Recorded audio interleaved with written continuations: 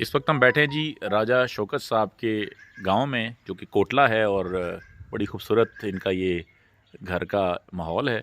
और एक बड़ी पुरतकल्लफ़ इन्होंने मेरी चाय की दावत की। और राय साहब से हम बात कर रहे थे कि जी इस गांव की बैकग्राउंड, तो कोटला जो गांव है राय साहब, इसके बारे में कुछ बताएं। अगर पठवारी च गल करो ज़्यादा मज़ा आसी कि कोटला ग्रां नहीं, तुसां अपनी कोई यादाशां दसो कि इत्थे किस वजह तो मशहूर है ग्रां, ते मतलब ये कोटला की हिस्टरी के है।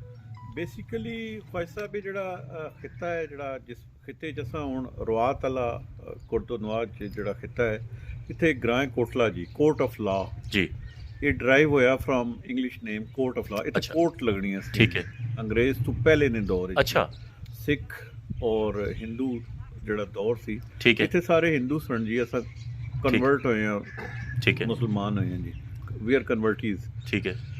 इस ग्रां ना ये है कि ये बेसिकली एक रेड़नी हड्डी जिहड़ी सी इंडो पाक ये ग्रां जड़ा सी, ये ठीक है। रेड़नी हड्डी सी जी। जी। इत्थों जड़ा चमड़ा सी जी, एक चमड़ा जड़ा सी उसा असां डाई करने होने से। अच्छा। इत्थे डाई होना सी, रेड कलर जड़ा दिता जाना सी। वो लाख जिहड़ी है, अच्छा। जंडियां दी लाख जिहड़ी है, उस तों असां गर्म करके, और उन्हां कोले टेक्निक हैंड सन कि उसां और वो इंग्लैंड जाना सी जी। इंग्लैंड तो फिर वो अगे सारे इजिप्ट चाइना सारी अच्छा। जगह ते वो चमड़ा जड़ा है पूरी दुनिया जड़ा है वो इत्थों असां ने ग्रां तो अच्छा, कोटले ये तो। वो शुरू किस तरह होया? ये कोई दस रहे तुसी कि कोई कश्मीरी कारीगर आए बेसिकली सन? जेडे सन कारीगर जेडे सन, कुछ लोग उसले पाकिस्तान चूंकि एक ही सी, ते कश्मीर तो लोग जेडे सन वो कोई असां ने वड वडेरे दसदे जी कि वो इत्थे आए सन। ठीक है। उन्हां की फिर असां आपे ज़मीनां दित्तियां, उन्होंने इत्थे घर आबाद होए और वो एक कम करने सन जी।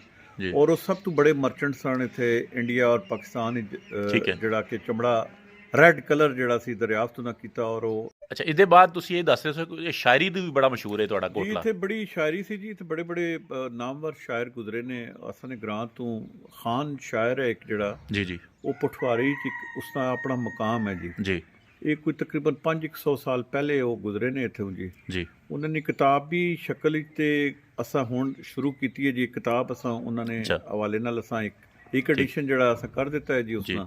और इंशाल्लाह जल्द ही असां एक उन्होंने नाए ना मेला करवाउण लगे हैं इत्थे जी। कोटले जी। जी।